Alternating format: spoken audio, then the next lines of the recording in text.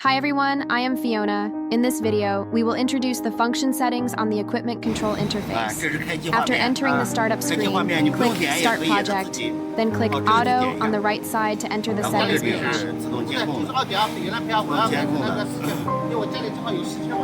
This is the reverse time setting.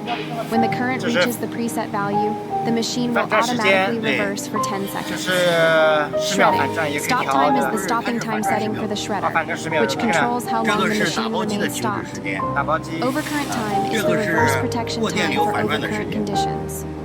Axis 2. Start time is the delayed start time of the second small motor. This is the manual operation area, where you can control the forward and reverse rotation of the machine.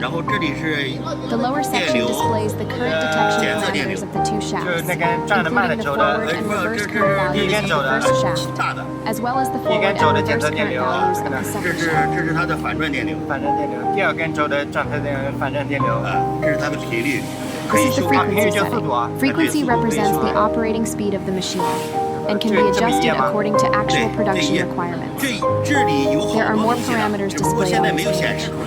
However, some functions are not currently shown because the system can only use to display the corresponding data after connecting with the related equipment signals. Click System Page to return to the system page.